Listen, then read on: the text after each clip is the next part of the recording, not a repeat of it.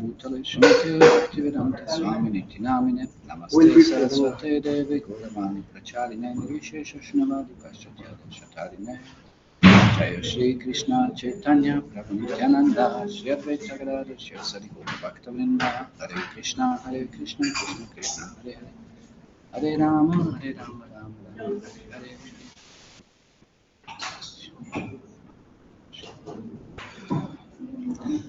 Hare Hare Krishna Krishna Krishna Hare Hare Hare Rama Rama Rama Hare Hare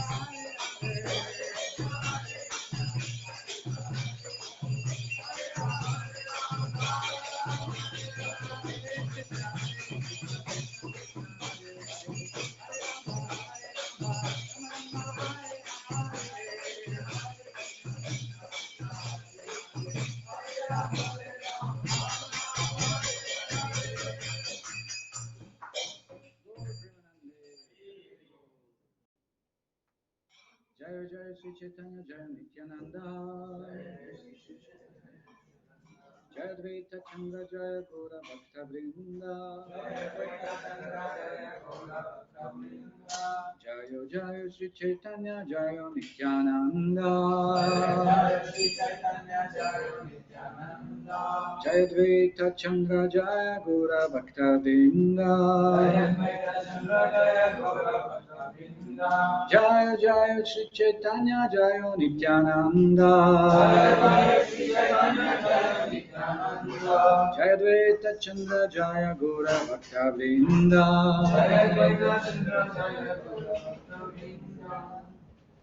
Okay, we are discussing Sri Chaitanya Charitamrita. This is chapter 4 entitled Confidential Reasons for the Lord's Appearance. And before we begin, I just wanted to point out that today is a very auspicious day. It is appearance day of Bhaktivinoda Thakur.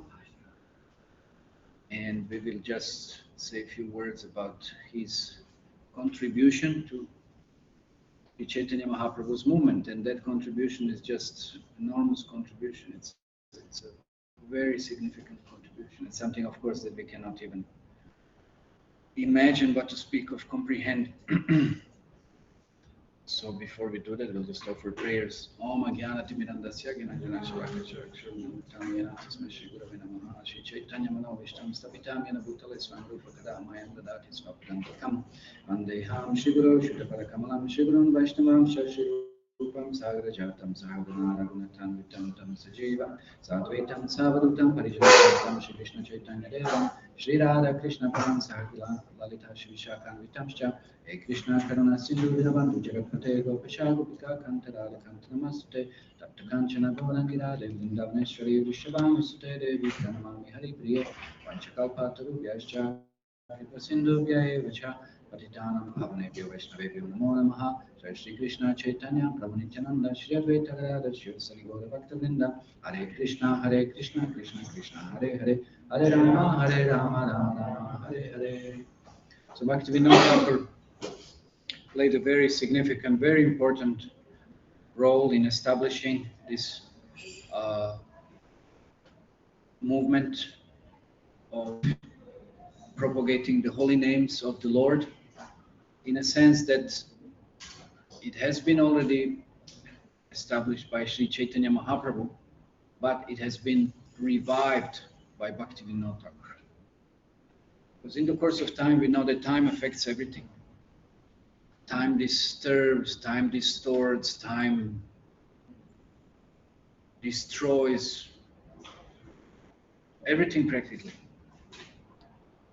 You know that nothing in the course of time is same. Nothing in the course of time remains as it is. Everything changes. And what is that time? Who is that time? Krishna says the time I am. It's by Krishna's influence.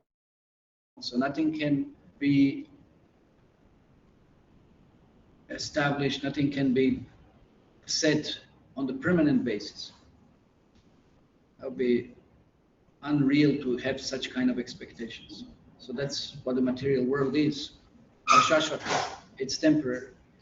So time, it's an enormous factor, it's a very powerful factor, and it has influence upon everything. Therefore, even religious processes become diluted, diverted, watered down, even destroyed. And even Krishna, therefore, he is saying he has to appear, reappear, keep on reappearing to re-establish the principles of religion. So time is very important and powerful factor. It has its significance. So in the course of time, even the purest teachings that have been presented become influenced by the time. There are certain reasons for it. But we also know that Krishna reestablishes everything back to its original position. Or he's presented, let's like some 150 years ago, is sent his very prominent representative, Bhaktivinoda Thakur, whom we know is a Manjari, one of the Manjaris in the spiritual world, to revive Lord Chaitanya's mission. And this is what we are discussing here in Chaitanya Charitamrita. We're discussing what is the mission, what are the reasons of Chaitanya Mahaprabhu's appearance, internal, external, and what had happened after Lord Chaitanya's advent. He spread that mission throughout India.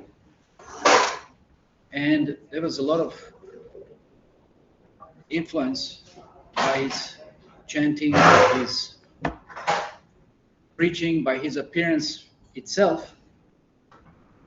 And there was quite some Krishna consciousness going on. But then after some time, that all had diminished.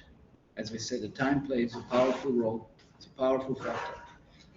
And then slightly there has begun some different kinds of deviations, misconceptions, misunderstanding, flaws in a spiritual practice. And then that became very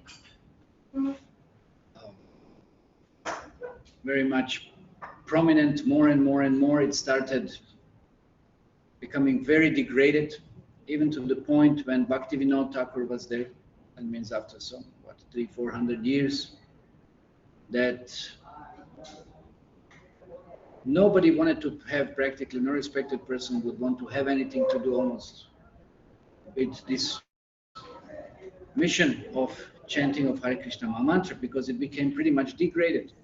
And this is something that it's inevitable, as you said. By the influence of time, people tend to misuse the process.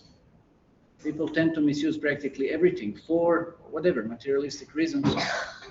And therefore they can use, and we see it over and over and over, they use religion for what? For something that has nothing to do with spiritual life. And that is a very, very significant flaw that has to be corrected, it has to be rectified. And for that reason, Krishna had sent Bhaktivinoda Thakur And he revived it. He had very, very strong position. He was a very powerful personality. And he pointed out what are the principles to be followed again. Because there were many, it is said almost about 13 different Apa Sampradayas that claim connection with Chaitanya Mahaprabhu, but actually had nothing to do with Chaitanya Mahaprabhu. So we have to be, that's another very great subject in spiritual life. It is said that it is just like a razor's blade. One can use it very nicely, but one can also cut himself. So one has to be very, very cautious what really spiritual life is. And for that, what is required, we know Srila Prabhupada said, we know there are 4 principles, but Srila Prabhupada pointed out there are some other principles. Of course, one of them is same. Do you know what that principle is? Huh? There are 4 principles on which religion is based. We use the table or chair as an example for it, right? 4 legs. That's one thing. But then Srila Prabhupada gave another 4 principles. And one of those, it's same for both examples. So what that principle is, who knows? Think a little bit.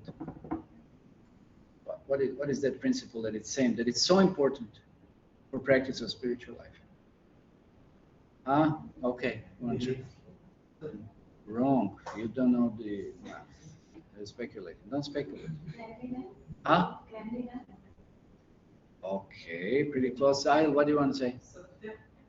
Satyam Shivam Sundaram. Cleanliness. Yeah, that's a purity. Purity. Cleanliness is external, purity is internal. Purity of the heart, yes, correct. Purity of the heart. Purity is the force. If we don't have purity, we are contaminated with lust, anger, greed, envy, madness, illusion. These are very serious flaws. Then everything becomes distorted. So externally, one may appear to be, that this is what it said in Srimad Bhagavatam, in the 12th canto, it says that in Kali Yuga, a religious person will be only known by his dress, outward appearance. But what kind of religiosity that is? Just because somebody wears certain uniform or certain dress or something? Is that enough? That's what makes one spiritual? Definitely not. So that's why in Kali Yuga it is very difficult to find some, pure anything, everything, what is pure? You try to get pure ghee, it's so difficult. Try to get pure milk, try to get pure organic vegetables. They will say so many things, it is, but it's not, try to get anything pure. So difficult in Kali Yuga. So what to speak of religious process? It is very rare, and we see it's not easy to maintain and retain that purity. But this is the power of this movement.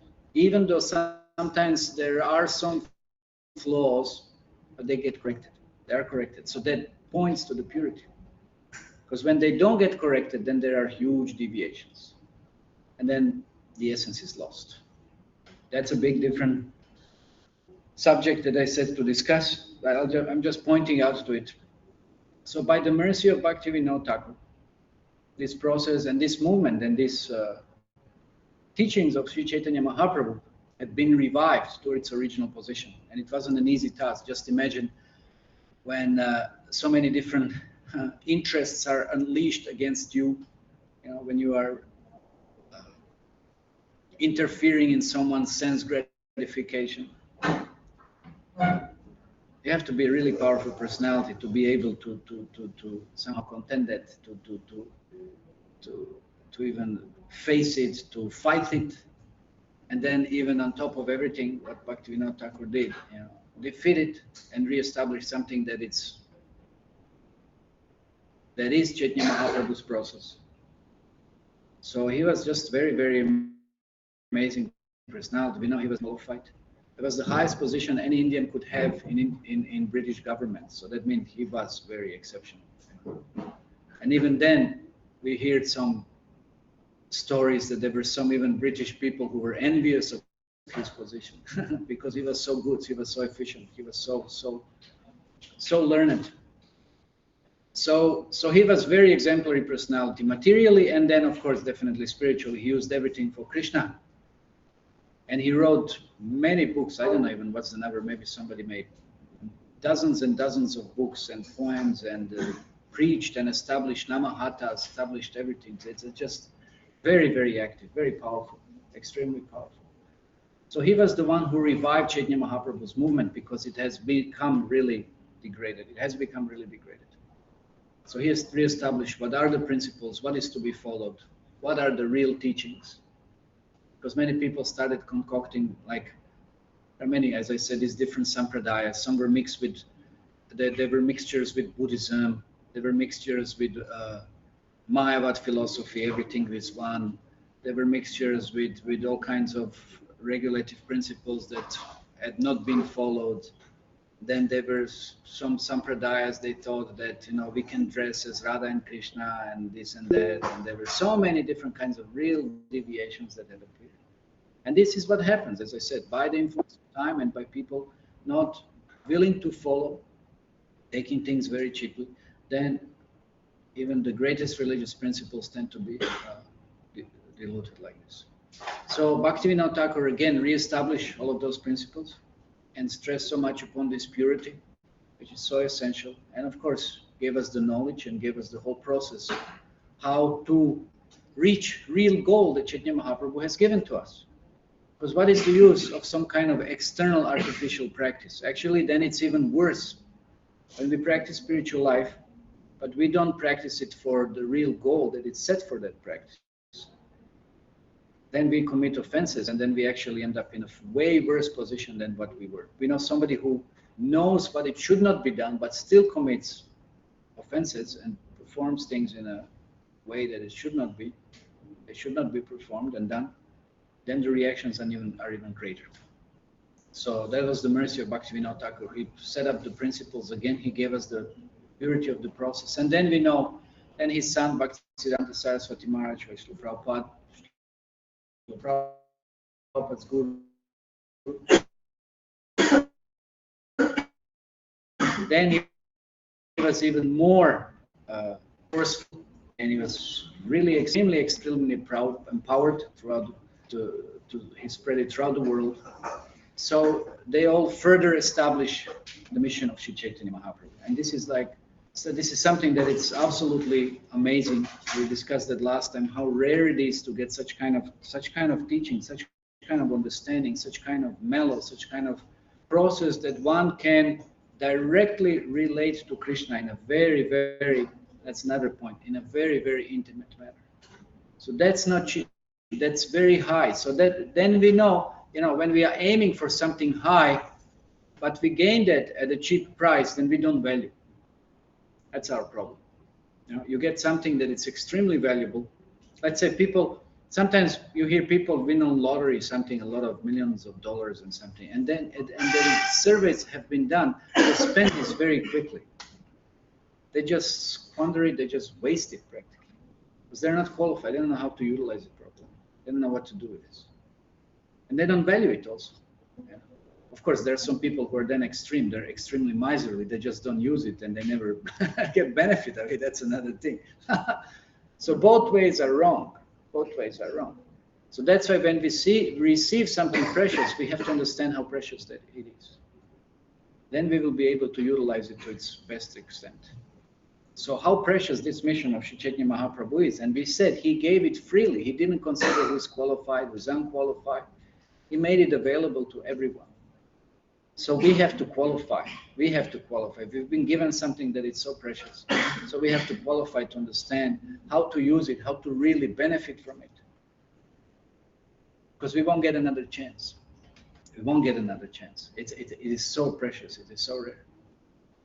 You know, this Kali Yuga, we already discussed it. It's first of all, human life, it's so rare. And second of all, even if one hopes for any further human existence, this process is not going to last too long. So that's why one has to be extremely grateful, and one has to be extremely, therefore, attentive also to what this process is and how to gain that love of Krishna. How to gain that love of Krishna. You know, practicing religion, still cultivating love of oneself and whatever is connected to that self, that's easy. Everybody does that. Approaching God, give me this, grant me that. Everybody does that. But when one starts thinking, what can I do something for God, and being selflessly completely sold out and surrendered in such a way, where is that found? That's purity. That requires incredible purity. I was just thinking how some of our leaders and devotees, and even like when we talk about Bhaktivinoda Thakur, how selfless they are. They don't ask anything. They don't even think about it. What to speak, they don't have any consideration about themselves. They're just sacrificing to give this teaching to everybody else. How amazing that is! How amazing that is! Who does that? Who does that? Without any motivation, without any agenda, without any other reason, selfish reason. They're just committed fully to propagate this mission of Chaitanya Mahaprabhu. Why? Because Chaitanya Mahaprabhu said, this is my only anxiety. This is my only anxiety, how to present this knowledge to everybody. So please relieve me from that anxiety by helping me in knowledge. That's the only request. That's all. That's all. And that's what acharyas do. They're so selfless. They don't care about themselves. They'll risk anything. We see how Srila Prabhupada risked. So much risk. How much devotees risk? They go and preach to places that are absolutely unfavorable. So many circumstances, everything. This is devotee's heart. They have so much purity because they love Krishna. And therefore, when we love Krishna, we will love everybody. We will love all the living beings. So that's the difference. That's interesting difference that Srila Prabhupada said, and we see nowadays. I mean, people have pets, right? We said people have pets, and they don't have love for Krishna. They don't have love for God, no? But Srila Prabhupada said, when you don't have love for God, then you will have love for your dog, no? Right? So if you love your dog, so then what is the difference? What is the difference? If you love God or you love dog, what is the difference? Huh? Anybody can guess? What is the difference? What is the difference in loving God and what is the difference in loving dog? So difference between loving God and loving dog. What is the difference? Huge difference, yeah, but more precisely. Okay, Bipin. Next birth you will be dog if you are loving God. Okay, he said next birth you'll be dog if you don't know. Maybe, yes. God will never leave you. What? Might leave you, the God will never leave you. God will never leave you. That's true. That's also there. Yes. No, wait a second. Not you. Okay, Shiva. So consciousness. Consciousness. So what about consciousness? No, wait a second. Huh? We get proper consciousness. We get proper consciousness. Yes, we get proper consciousness. Okay, what? Loving God means want to know about everything and want to know about, like, want to know something. Yes. And loving dog means nothing, just want to relate. Okay, kind of. Okay. It's temporary. It's temporary. Yes, because dogs don't live too long. That's there also. No. And God is forever, not God is just forever. life, but Yes, every life. that's true. That's true. Okay, but Prabhupada made one very, very interesting statement. Okay, Suraj. He love everyone. But if he loves Yeah, because dog, you heard, I shouldn't have called upon you. One is spirit. Yeah, that's cheating business. That's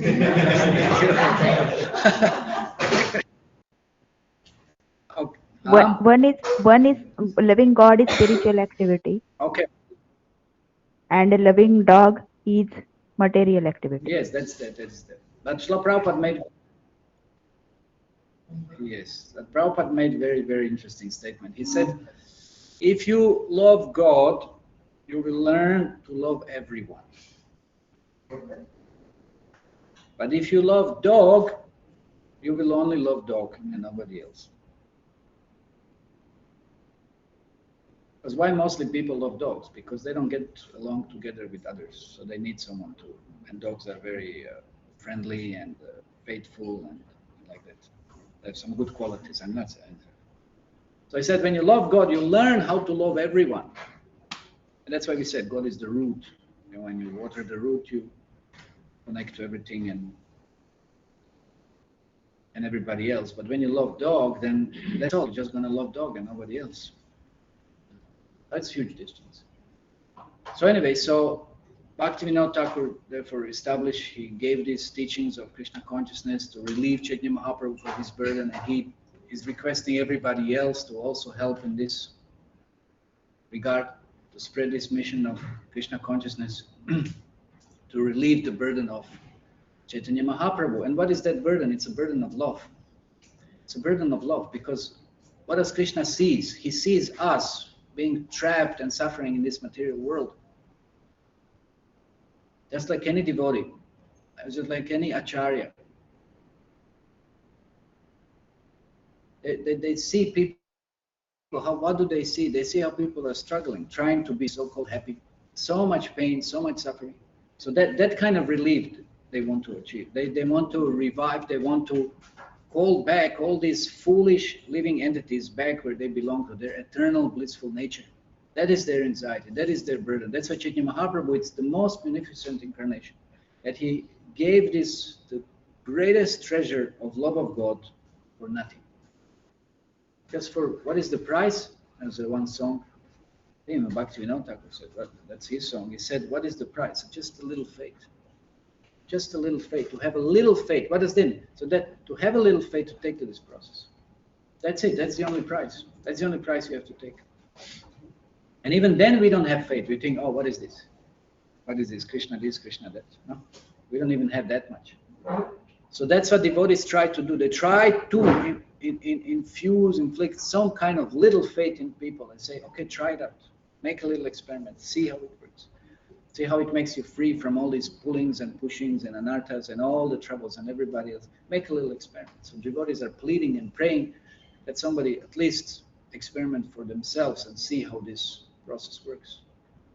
Now, it's an amazing process. Such a powerful process. And ultimately culminating in what? In love of Krishna. That is the most treasurable. Most treasurable.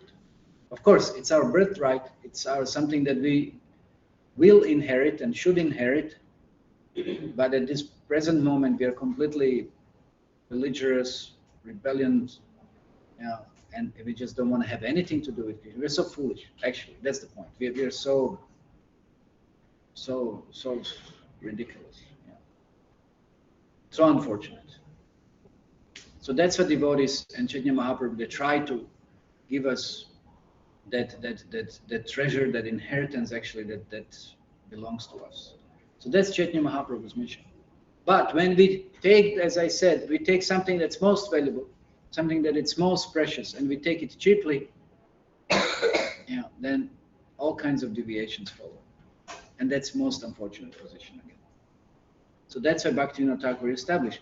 That's why religion, you can't take it, just for granted, or something that, oh, I can do anything I want and just use it for my sense gratification. No, there are strict niyams. There have to be principles to follow.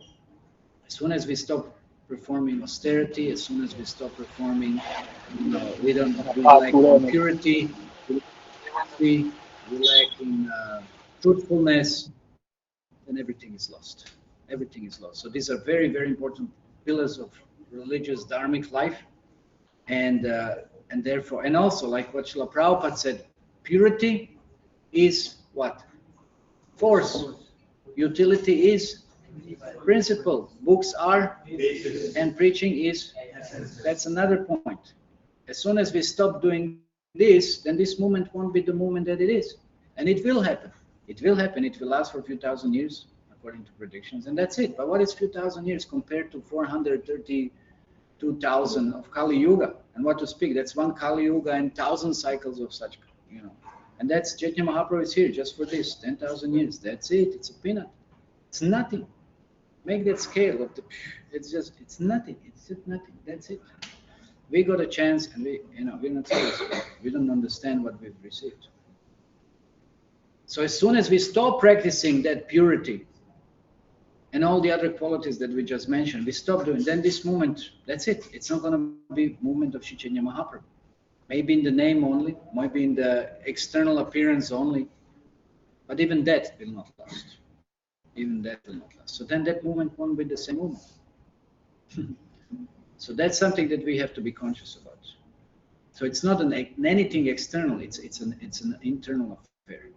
And of course, externally, it's manifest through these activities of preaching and distributing books and presenting this knowledge. So that's what we have to keep on following. We see all the empires, as soon as the discipline, the austerity, sacrifice was lost, everything crumbled. Everything crumbled. So we can never, that's what Krishna says in Bhagavad Gita. He said, austerity, sacrifice, and penance, and charity. Yeah, penance, sacrifice, and charity should never be abandoned. Never be abandoned, even for the greatest soul. So these principles have to go on. So we should never, give up austerity. What is our austerity? Is chanting our rounds nicely. What's our austerity? Getting up in the morning. What's our austerity? Is performing certain duties. Some little austerities. What's our austerity? A little bit Ekadashi fasting and extending it to the next day. What are our austerities? Some austerities, they have to be taken. Otherwise, if we don't perform austerities, you won't get much of the result. And those austerities are purifying us so that we can gain those results. So this is what ceased to continue after Chaitanya Mahaprabhu in the course of time. And then Bhaktivinoda Thakur's greatest accomplishment in that sense was to revive again back this mission of Chaitanya Mahaprabhu. Just imagine, you have such an incredible philosophy, but which is misused. So unfortunate. Amazing teachings, and then people just take it for granted, take it so lightly, and then they make practically so many offenses to this process because they misrepresent the process. So Bhaktivinoda Thakur was very, very formidable. He's just very powerful, and he was absolutely uncompromising. And even more so, his son Bhaktisiddhanta Saraswati Maharaj. That's why he was known as a lion guru. He was very staunchly establishing this principle immediately after Bhaktivinoda Thakur. Okay, so that's why we should be very grateful on this day to Srila Bhaktivinoda Thakur for having this opportunity. Otherwise, we wouldn't have it. Even he struggled to get actually a real copy of Chaitanya Charitamrita. That's how we have it also. He struggled to gain the real copy of Chaitanya Charitamrita. And then he ordered Bhaktisiddhanta to print more and so forth, distribute. So we wouldn't have it today. We wouldn't have this movement. We wouldn't even know about Krishna practically. Pretty much, of course, you may say, yes, there are other sampradayas, but to which extent, they would also, that purity would be there. Anyway, you can see what's going on in different processes, whatever. But because even here in India, if Prabhupada wouldn't have gone to the West and make a little revolution in that way, or great revolution practically, what would happen? What is happening now in India? What is happening? How much spirituality is encouraged? Real, pure spirituality? Hardly. So if Prabhupada wouldn't have done something at that time, I don't know what situation now would be, even with those other movements. Anyway, so that's why, as I said, we should express this gratitude to Bhaktivinoda Thakur. And now we can discuss what are Chaitanya Mahaprabhu's that mercy, what is this essence that he's giving us, and what is that goal that we should aim at, as I said, which inherently belongs to us.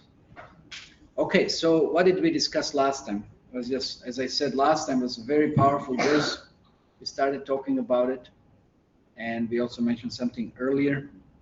So who remembers? Yes. The universe is filled with majesty of Krishna, but the love in that sense is very deep. You're reading from notes or what? I remember. Again, cheating. Who remembers? Yeah. Okay. Let me repeat. So yes, because the way you spoke it was just like you're reading. It's like the universe is filled with majesty. Because that's what it said in the verse. Anyway. Yes, so the conception of awe and reverence, that's what we discussed. And how that creates a great distance between one who worships Krishna, or one who has relationship with Krishna. Because any position and awe of that position creates distance. But Krishna, does anyone, when we have relationship with Krishna, are supposed to have relationship with Krishna, or are supposed to aspire for that? When Krishna relates with everybody else, does anyone know that he's Supreme Personality of Godhead? Yes and no. No. Yes and no. I didn't say yes or no. I said yes and no. It's both ways, but they don't care. Nobody cares. Gopis don't care. Oh, Krishna is Supreme Personality. So what? Or coward boys or Mother Yashoda or Nanda Baba. They think Krishna is my son. And when they find out that Krishna is Supreme Personality of Godhead, they thought I have a fever and running nose, right? Or something. They think that's my condition now. For a moment. And then they forget, oh, Krishna, come here, this and that. So that closeness can't be there if we have conception of awe and reverence. And that conception of closeness is rare. Like I said, we discussed that in this world, people mostly have the idea God is great and wonderful, and mostly we fear God, and therefore we follow something, that we don't get punished or whatever. That's as high as one can get in some religious, evolutionary process. But this closeness, this intimacy with Krishna, this is something that's just extremely rare. And that's what Chaitanya Mahaprabhu, that's what it said. This in previous verse said, Krishna taught, all the universe is filled with conception of my majesty, but love weakened by that sense. So love is weakened. It's not full expression of love. There is a reservation. It's like, of course, Prabhupada gives sometimes example, like if somebody is a president or something, his wife or his mother, they won't care about his position. They will chastise. Their love, it's not weakened by someone's position. No. Their love, it's not weakened. But everybody else's, it's weakened. Because they will have that conception, oh, he's a great personality, I have to behave in a different way. Not in such an intimate way. So Krishna is pointing out, this is general understanding, this is general attitude that people have towards God. God is great. We said that. God is great. And therefore there is some love, but it's very weak love. There's more fear than love, rather. So Krishna taught that it's like this. But love weakened by that sense of majesty does not satisfy me. Krishna wasn't happy with that. As like I said, sometimes it becomes boring. Sometimes when people offer obeisances all the time and this and that, it's just. So Krishna that doesn't expect that all the time. You just offer obeisances and no, Krishna is not satisfied with that. Krishna wants something. Krishna wants to talk to someone. I remember when I started practicing Krishna, I remember distinctly. There was one sannyasi. It was in one farm in Europe, and we saw the sannyasi, and we would offer obeisances, and then we wouldn't look at that sannyasi. There's some shyness or something. Yeah, it's like kind of like at such a respectable position and everything, and we would just kind of be humble down until that sannyasi would pass by. But that's not appropriate. That's not. Of course, another point. It's not you offer obeisance, you stare in someone's eye, and so that's another extreme. So both things are both things are not good. There has to be some respect, yes, but there also has to be some closeness, some openness to that closeness. So anyway, Krishna, that's what we discussed. Krishna wasn't satisfied with that. It's like it still keeps that distance between him and living beings. He doesn't want that. He wants closeness with living beings.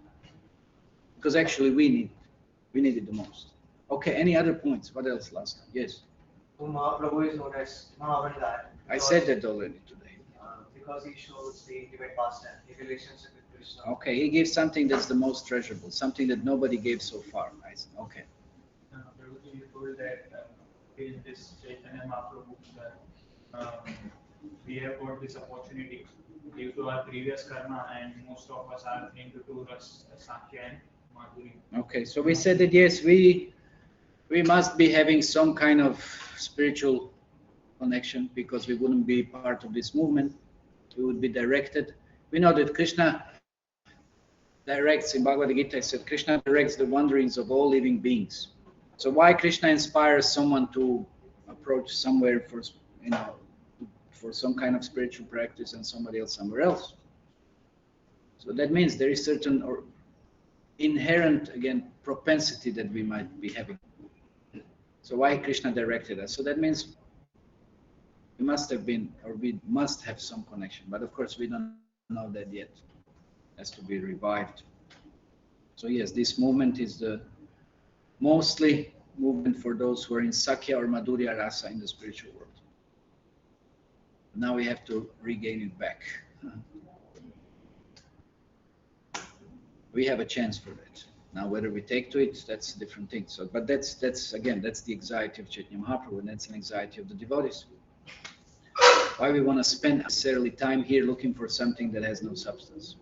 Why we are wasting our time? And that's what devotees, Krishna knows this, devotees know that, but Krishna won't interfere. But devotees try to interfere, try to wake us up. Why are we wasting time in this matter? What do we think we're going to gain? We already, there is an expression in Bhagavad, chewing the chew. We already went through everything and seen everything and tasted everything, and how many times again, over and over, until we realize that it doesn't satisfy the soul. Okay, anything else? Last time, any other? Yes? You spoke about Chaitanya Mahaprabhu came to demonstrate spontaneous devotion of this. It is already within us, but it's covered by anarthas. Okay. Spontaneous devotional service has to be revived by removing unnecessary contamination. Anything else? Let's read today something. Yeah. Okay, last. There are external reasons and internal reasons. Yeah, that goes on for last few discussions, internal and external reasons. But that's important. That's important. It's good to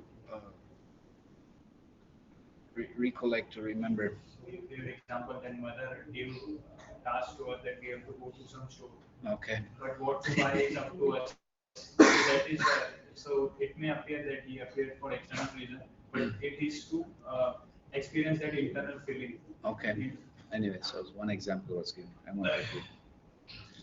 Okay, so let's read today what Krishnadas Kaviraj Goswami expresses as Krishna's feelings. So Krishna taught all these universes are filled with majesty, and the loved weakened by that sense of majesty does not satisfy me. So in text 18, if one regards me as the Supreme Lord and himself as a subordinate, I do not become subservient to his love, nor can it control me. So Krishna is ready. I don't know if you sometimes, I did experience, sometimes, when there is some sacrifice expressed and somebody really, just gives himself fully to certain service and certain practice, and you really feel like, coming forward and sacrificing also yourself something for someone as such. That feeling is just very, very exalted, very refined, very deep feeling.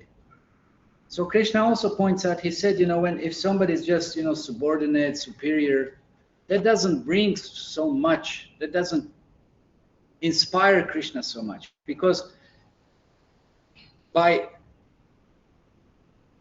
we say that's being servant of the servant of the servant, when we submit ourselves to that extent that we want to give ourselves fully to Krishna without reservation, because then we draw so much more out of Krishna also. That's the thing. Krishna wants to give us everything, but if there is that kind of, war in us and Krishna by that awe and reverence, we already said that is in the Shanta Rasa, then how can Krishna give us more than that? Because we don't want to receive. Because you will see people, sometimes people are happy and satisfied. That is Shanta, that's their natural position. But in the material world, they're just happy and satisfied with, just some kind of, we call that rubber stamp position. I'm here and like this, we can say, I have my guru, but I never really interact with him or something, but I'm initiated and I'm happy with that. That's it, good enough. It's not really good enough. What we're going to gain from that guru? How much that guru can give you when you don't want to take? He can't give you much because you don't want to take. You're just happy, okay, I'm just his disciple and, okay, I follow this, not personally that he tells me, because if he personally tells me something, I'll immediately melt. That's a misconception. Yeah. And then people keep the distance, and they're just, okay, just a rubber stamp disciples kind of. Of course, I mean, they might follow, but it's very distant relationship. So Krishna doesn't want that. Krishna wants much closer. Krishna wants much more intimate, deeper type of relationship. So he's not happy with this, you know. So he says, nor can one control me. I mean, that's another inconceivable relationship. What does that mean? You can control Krishna. God, who is Sarva Karana Karanam, and you control the God? How is that possible? So that's what Krishna wants. Krishna wants to be controlled. Because there's there's just some amazing rasa, mellow, that it's drawn from that kind of relationship. Krishna wants to be controlled. Like Krishna is controlled by his mother. Krishna is controlled by his father. Krishna enjoys that. Because he can surrender, and Krishna can give himself fully to whom? To those who have absolute love towards him. And to whom we can, you know, surrender ourselves like this, that means somebody we have full trust in. No?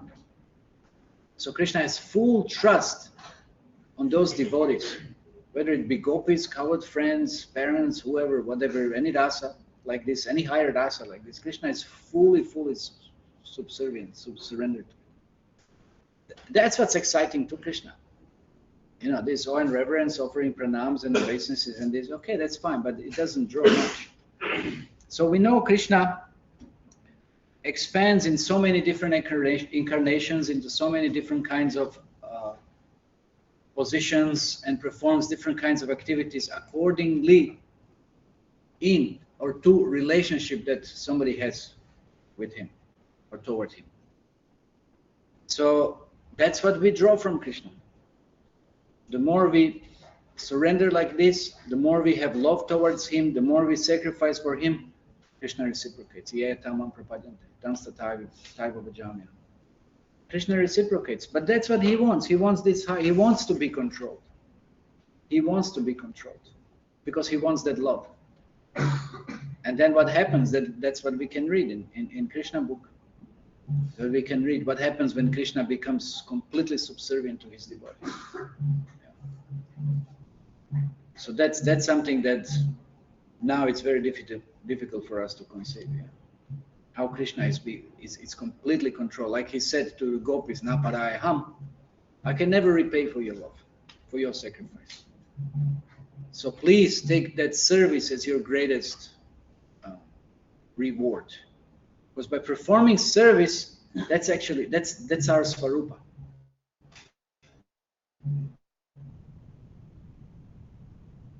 To serve Krishna, to surrender like to Krishna, then with so much bliss and happiness, because that's our original position.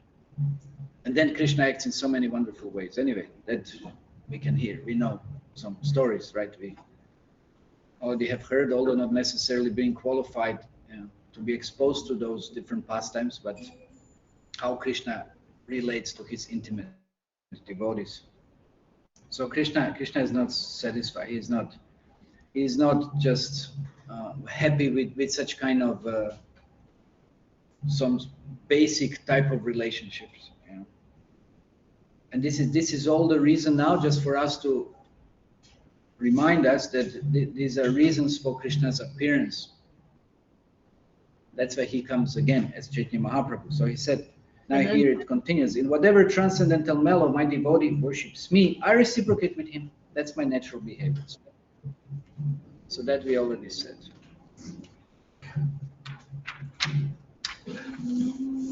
Okay, here's the purport. Srila Prabhupada says, the Lord by his inherent nature reveals himself before his devotees according to their inherent devotional service. The Vrindavan pastimes demonstrated that although generally people worship God with reverence, the Lord is more pleased when a devotee thinks of him as his pet son, personal friend, or most dear fiancé, and renders service unto him with such natural affection.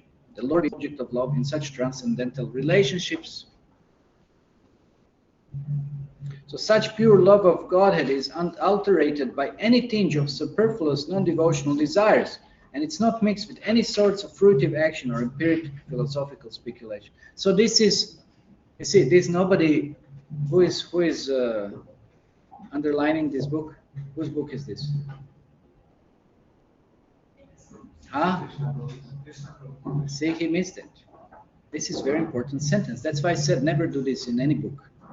Because you're always focused on something that might inspire you once, but you will miss other points. This is important point. It's not underlined.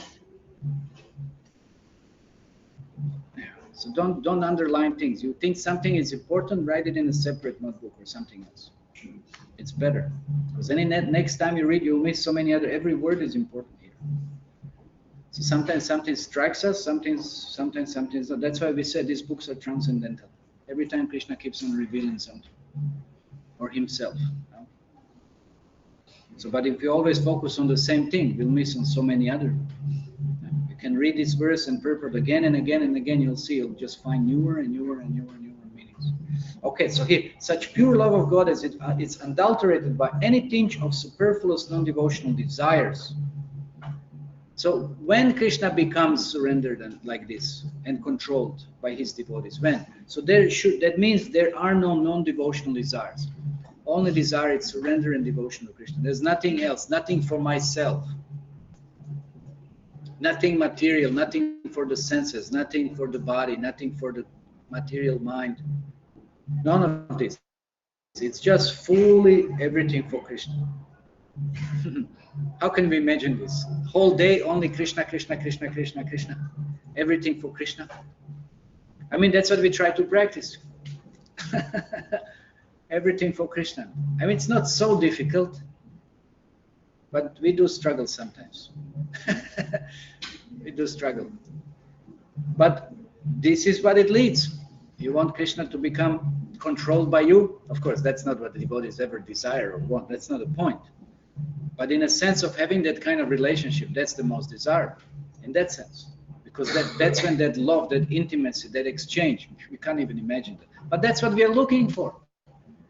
That's what we are looking for in this material world, and we never get it. We never get it. We never receive that.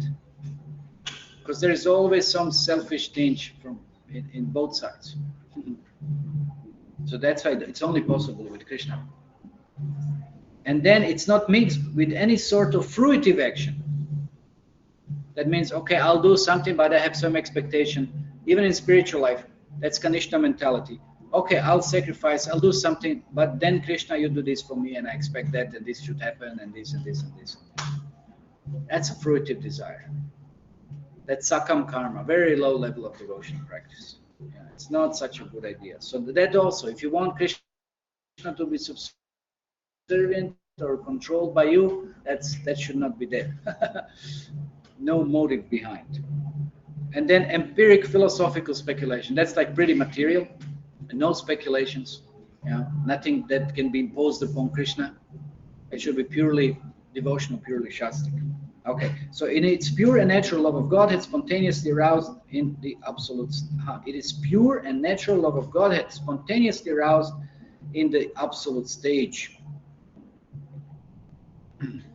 This devotional service is executed in a favorable atmosphere, freed from material affection. Okay, so time is up. Any final comments or questions on this? Okay. You mentioned Sakam Karma, but everybody, like, we do that most of the time. So how to avoid it? How to avoid Sakam Karma? Okay.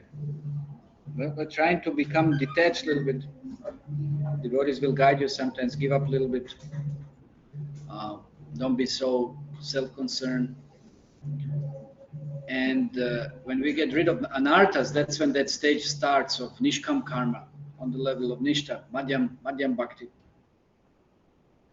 And one transcends, overcomes the Kanishta level, neophyte level. At once becomes more selfless. Because before one is very selfish, really concerned. I will do something if it is gain something. So that has to be overcome. And that becomes overcome when you see that Krishna reciprocates. Krishna reciprocates. But even then, even if Krishna doesn't reciprocate, and That is a little bit challenging. That's a little bit challenging. Give example of Narad Muni. Krishna appeared to him and he told him, now you won't see me anymore. And I'm just appearing to tell you this. And then he tried the process and he tried to do the same thing. It didn't work the same way. How many times we try to reenact or redo or anything, you know, sometimes you chant, oh, this was good, now I try to do it again, and it doesn't work. Or you try to, I don't know, you try to do some devotional service and you don't get the same result. And then you kind of become, oh no, it doesn't work or something. No, Krishna is testing a little bit. Are we attached to the result, sakam karma, or you're not attached to the result and you'll just keep on performing in your duties as you should? So one has to learn how to transcend that, to start acting not out of desire where you get result, but start acting out of duty at least. That's the whole Bhagavad Gita about.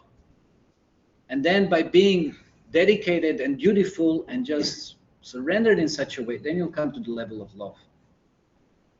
So then duty and love on the border somewhere there, and then definitely pure love. That is pure Nishkam Karma. Just like mother doesn't have pretty much, I mean, at least initially or whatever, no expectations. That's why Prabhupada gave it as one of the pure examples of love. No motive, no expectations, just fully surrendered, dedicated. So that leads to Nishkam Karma. I do, but I'm detached from result. I don't have expectations. And Narad Muni did practice. He did practice, he continued performing devotional service afterwards. And he didn't expect Krishna to appear, and Krishna didn't appear. He appeared within the his guiding. For continuing performing devotional service without even results. Sometimes even results won't come. It's up to Krishna. That's what we have to learn. But we continue practice. That is the Nishkam Karma stage. And even greater stage is then still continuing it for the Krishna. Just detached from the result. But I also I'm Krishna's satisfaction. I'm very unhappy or displeased or fearful even that Krishna. That's a devotee's condition. That's Nishkam Karma stage. Okay? Yes. You mentioned in the class that when we get something easily, cheaply, so we don't respect. Okay. So we get one thing. You have some example? Your personal example. Come here. Come here. Come fast, Baba. You know, time is running.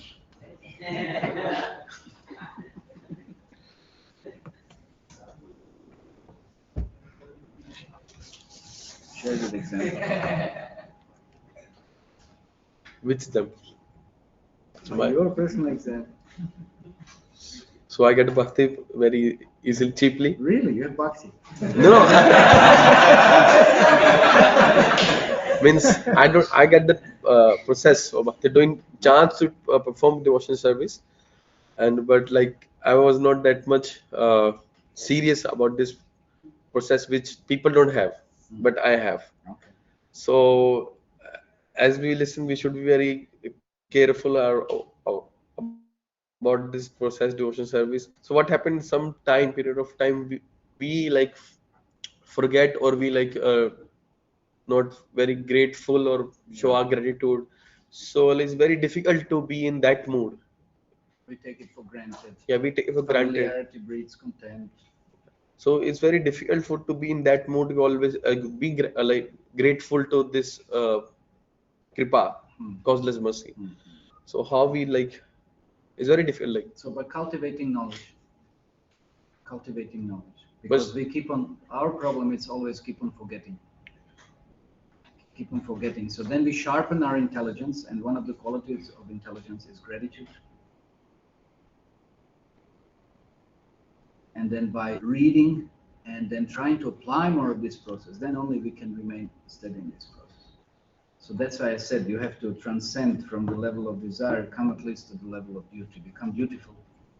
And when that becomes the case, then you see Krishna will reciprocate, give that love. You give that affection, you give that attachment towards it. So being beautiful, being steady, somehow or other, yes, it is a struggle, but one has to do it. And that's why every morning Srila Prabhupada gave the process. That's all. But we don't follow the process even. That's why we don't have a taste. What is the process? The whole morning program, and then hearing Srimad Bhagavatam, hearing lectures, hearing philosophy. That will fortify our intelligence long term. Right. Would not. They will be full. They're tired. They're a whole hour, looking at someone. I don't know how somebody can do this. It's like yeah. So we have to be serious about the process. Prabhupada gave us the process. We can just somehow or other stick to this process. So that's our challenge. Yes, that's our challenge. But if we can manage and we can succeed in this, then we will succeed in gaining the highest treasure that Krishna Chaitanya, Lord Chaitanya, has given us. Okay. So sometimes it becomes a little dry, but even then we still have to have some determination. And what is determination based upon? Well, we did have some nectar, we did have some good realizations in life, so we have to know those and remember those. When we have difficulties, in some dryness of spiritual practice, we have to remember, how actually we have to remember where are we coming from. And if we are not serious about the process, well, we will end back again. Is that what we want? At least that's on negative side. On the positive side, we should remember, how Krishna really enlightened us and what nice, good realizations we have about spiritual. So both things together. Okay. Anything else? Yeah, its time is over.